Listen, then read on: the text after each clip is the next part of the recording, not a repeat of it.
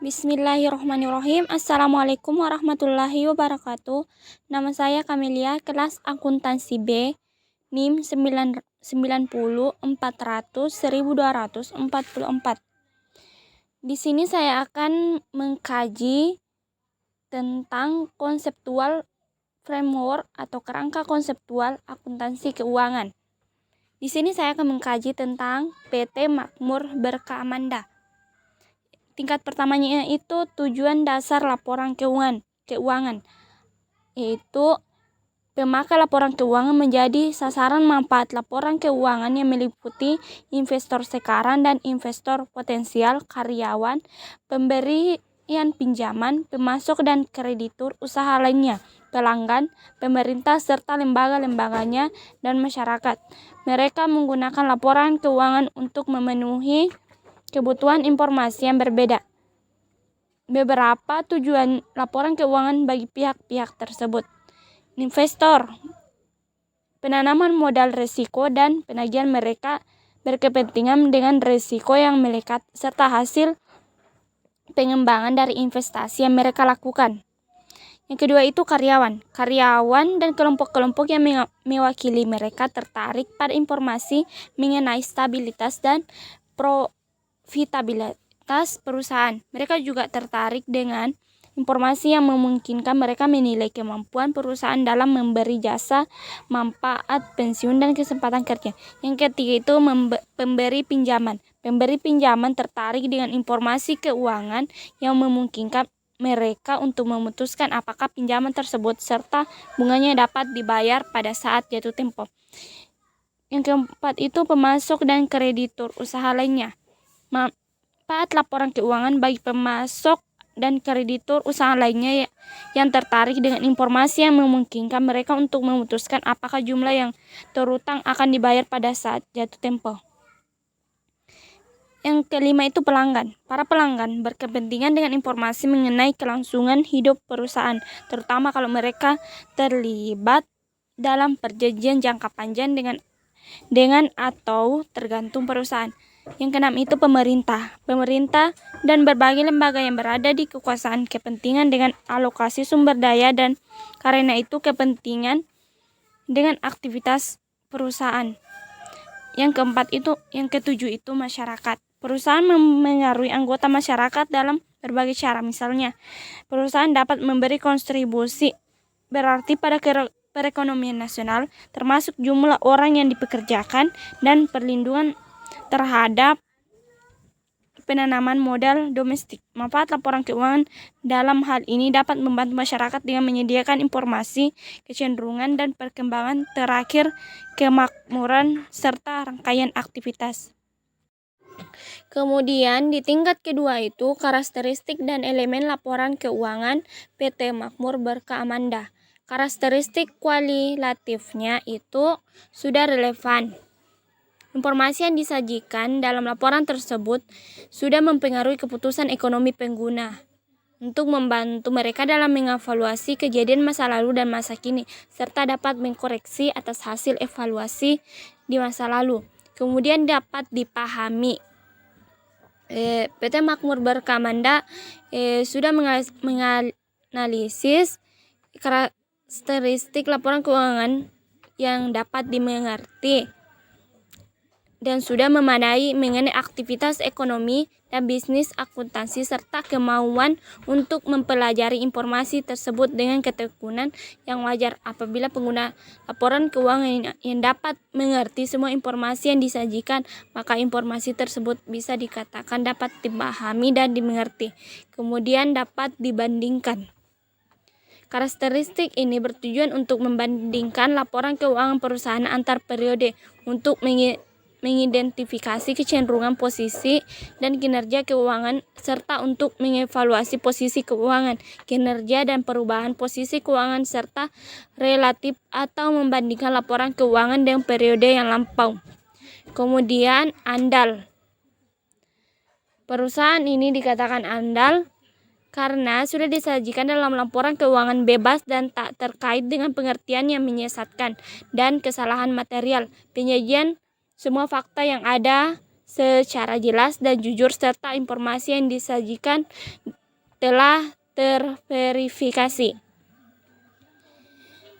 Kemudian, agar informasi dapat diandalkan, maka informasi harus memenuhi syarat, yaitu penyajian jujur, laporan keuangan harus substansial, laporan keuangan sebagai pertimbangan sehat, kemudian netralitas. Kemudian pada elemen laporan keuangan PT Makmur Berkah Amanda terdapat laporan posisi keuangan, laporan laba rugi, laporan perubahan ekuitas, laporan arus kas, dan catatan atas laporan keuangan atau CAL. Kita lihat pada laporan keuangannya itu laporan posisi keuangan. Jumlah asetnya itu pada 31 Maret itu 807.696.554. Kemudian 31 Desember itu 799.397.510. Kemudian laporan posisi keuangannya sudah jelas, jumlah liabilitas dan ekuitasnya. Kemudian laporan laba rugi dan penghasilan. Laporan bersih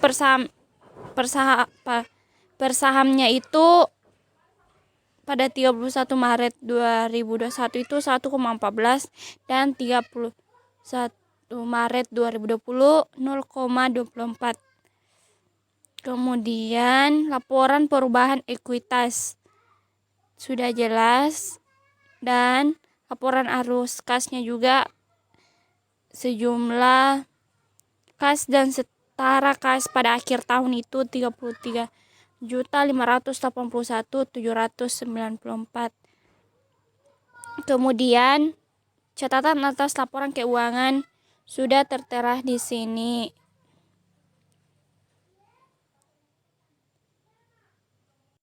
Kemudian kriteria pengakuan dan pengukuran laporan keuangan.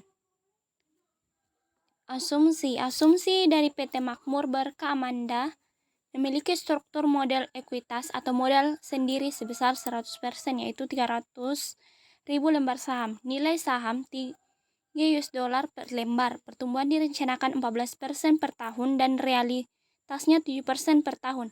Pada tahun 2020 diproyeksi laba bersih $3 juta. Pembayaran dividen 15% tetap diteruskan, sehingga saldo laba yang ditahan akan menjadi $2 juta. Lebih lanjut, perusahaan menyadari bahwa proyek investasi dengan pertumbuhan 15% hanya akan menghasilkan $900.000 untuk tahun 2020. Itu dibandingkan dengan proyeksi laba bersih sebesar $3 juta. Kemudian prinsip saham PT Makmur Berkah Amanda sebagai efek syariah. Otoritas Jasa Keuangan pada hari ini telah menerbitkan satu keputusan Dewan Komisioner Otoritas Jasa Keuangan terkait dengan penetapan efek syariah, yaitu keputusan nomor KEP 19-D04-2020 tentang penetapan saham PT Makmur Berkah Amanda sebagai efek syariah. Dengan dikeluarkannya keputusan Dewan Komisioner Otoritas Jasa Keuangan tersebut, maka efek tersebut masuk dalam daftar efek syariah sebagaimana keputusan Dewan Komisioner Otoritas Jasa Keuangan. Dikeluarkannya keputusan tersebut sebagai tindak lanjut dari hasil penilaian Otoritas Jasa Keuangan terhadap pemenuhan kriteria efek syariah atas pernyataan pendaftaran yang disampaikan PT Makmur Berkah Amanda sebagai efek syariah. Sumber data yang digunakan sebagai bahan penilaian berasal dari dokumen pernyataan pendaftaran serta data pendukung lainnya, berupa data tertulis yang diperoleh dari emiten maupun dari pihak-pihak lainnya yang dapat dipercaya. Secara periodik, Otoritas Jasa Keuangan akan melakukan review atas daftar efek syariah berdasarkan laporan keuangan tengah tahunan dan laporan keuangan tahunan dari emiten atau perusahaan publik. Review atas daftar efek syariah juga dilakukan apabila terdapat emiten atau perusahaan publik yang pernyataan pendaftarannya telah menjadi efek dan memenuhi kriteria efek syariah, atau apabila terdapat aksi korporasi, informasi, atau fakta dari emiten atau perusahaan publik yang dapat menyebabkan terpenuhi atau tidak terpenuhnya kriteria efek syariah. Kemudian kendala yang dihadapi oleh PT Makmur Berkah Amanda termasuk dari permasalahan hukum dan kontingensi. Perkara pada Pengadilan Tata Usaha Negara Surabaya dengan perkara nomor 39-2019-PT UN SBY diputus tanggal 30 September 2019 dalam perkara antara PT Bumi Kencana Sejahtera sebagai penggugat melawan kepada Dinas Penanaman Modal dan Pelayanan Terpadu 1 Pintu Kabupaten Sidoarjo sebagai tergugat dan PT Makmur Berkah Amanda sebagai tergugat 2 intervensi. Pada tanggal 14 Oktober 2019, tergugat dan tergugat 2 intervensi menyatakan banding dan berdasarkan data perkara banding pada Pengadilan Tinggi Tata Usaha Negara Surabaya. Status perkara adalah menguatkan putusan terdahulu dengan putusan tanggal 22 Januari 2020. Perkara kasasi Tata Usaha Negara, Pengadilan mengabulkan permohonan kasasi dari permohonan kasasi 1 Kepala Dinas Penanaman Modal dan Pelayanan terhadap 1 Pintu Kabupaten Sidoarjo dan permohonan kasasi 2 PT Makmur Berkah Amanda serta membatalkan putusan Pengadilan Tinggi Tata Usaha Negara Surabaya dan putusan nomor 276-B-2019-PT Tun SBY tanggal 22 Januari 2020 yang menguatkan putusan Pengadilan Tata Usaha Negara Surabaya pada tanggal 30 September 2019. Mungkin itulah hasil penjabaran saya tentang konseptual framework atau kerangka konseptual akuntansi keuangan pada PT Makmur Berkah Amanda. Dan menurut saya perusahaan tersebut sudah memenuhi syarat-syarat kerangka konseptual akuntansi keuangan.